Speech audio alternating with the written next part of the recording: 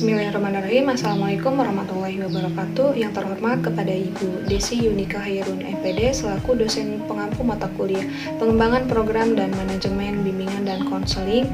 Perkenalkan, nama saya Ridrik Dina Khairutunisa.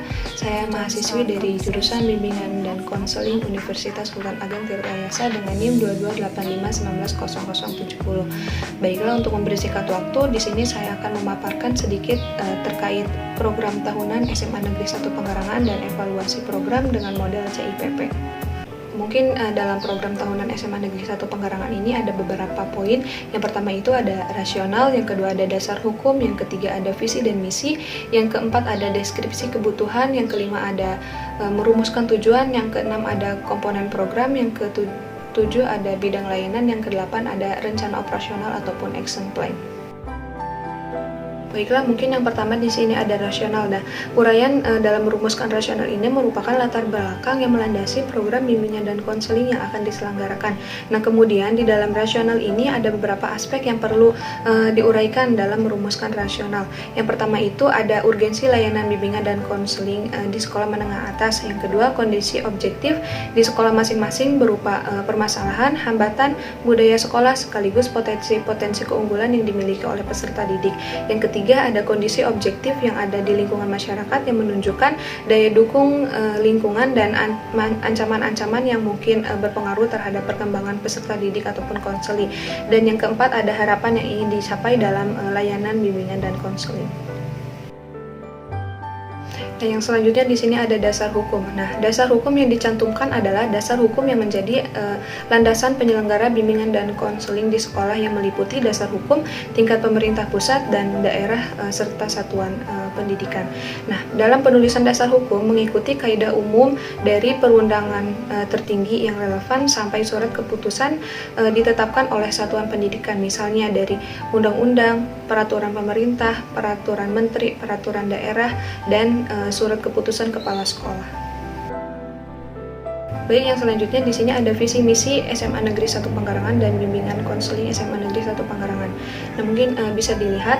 Nah, dalam perumusan visi dan misi bimbingan dan konseling harus sesuai dengan visi dan misi sekolah. Oleh karena itu, sebelum menetapkan visi misi program layanan bimbingan dan konseling perlu terlebih dahulu menelaah visi dan misi sekolah.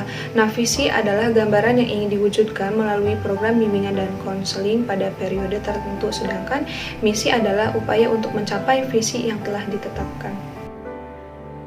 Nah, baik, selanjutnya di sini ada deskripsi kebutuhan. Nah, agar dapat mengidentifikasi aspek-aspek perkembangan konseling, guru bimbingan dan konseling harus melakukan asesmen yang dapat dilakukan dengan menggunakan AKPD. Nah, AKPD di sini adalah sebuah instrumen yang dapat digunakan untuk mengidentifikasi aspek-aspek kebutuhan peserta didik dalam suatu penyusunan program yang diberikan oleh guru bimbingan dan konseling kepada konselingnya. Nah, mungkin kemudian berdasarkan deskripsi kebutuhan yang ada pada program tahunan tersebut, terdapat permasalahan yang dialami oleh peserta didik, yaitu dalam bidang pribadi dan karirnya. Nah, yang selanjutnya di sini ada merumuskan tujuan. Nah, dalam rumusan tujuan ini dibuat berdasarkan deskripsi kebutuhan siswa. Nah, rumusan tujuan yang akan dicapai disusun dalam bentuk perilaku yang harus dikuasai setelah memperoleh layanan bimbingan dan konseling. Selanjutnya di sini ada komponen program. Nah, komponen program bimbingan dan konseling yaitu meliputi yang pertama layanan dasar, yang kedua layanan perencanaan individual, yang ketiga layanan responsif, dan yang keempat dukungan sistem. Dan selanjutnya di sini ada bidang layanan. Nah, bimbingan dan konseling pada satuan pendidikan ini mencakup 4 bidang layanan. Yang pertama itu bidang layanan yang memfasilitasi perkembangan pribadi, sosial, belajar, dan karir.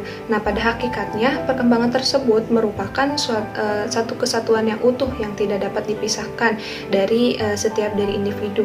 Nah, dalam program yang dibuat, bidang layanan yang diambil yaitu bidang karir yang berdasarkan pada hasil asesmen yang digunakan.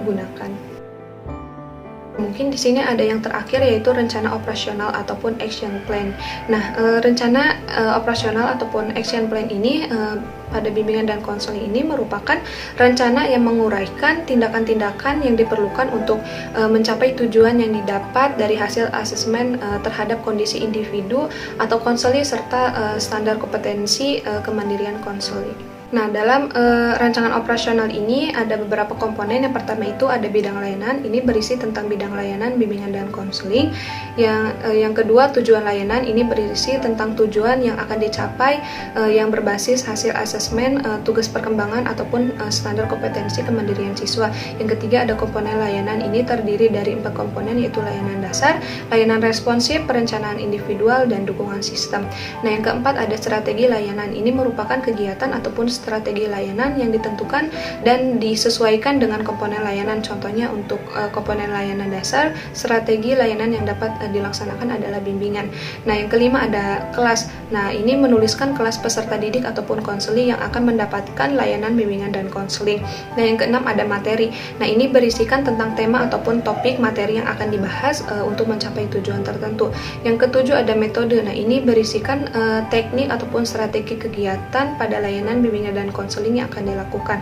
Yang kedelapan ada alat ataupun media. Ini berisikan alat dan media yang akan digunakan, misalnya menggunakan media PowerPoint, kertas kerja dan sebagainya. Yang 9 ada evaluasi. Nah, ini berisi jenis dan alat evaluasi yang digunakan untuk memastikan ketercapaian tujuan layanan. Yang ke-10 ada ekuivalensi. Nah, ini berisikan pernyataan kegiatan bimbingan dan konseling yang dilakukan dengan jumlah jam. Mungkin yang terakhir di sini ada evaluasi program dengan menggunakan model CIPP, konteks, input, proses, dan produk. Mungkin itu saja yang dapat saya sampaikan, kurang lebihnya mohon maaf. Wassalamualaikum warahmatullahi wabarakatuh.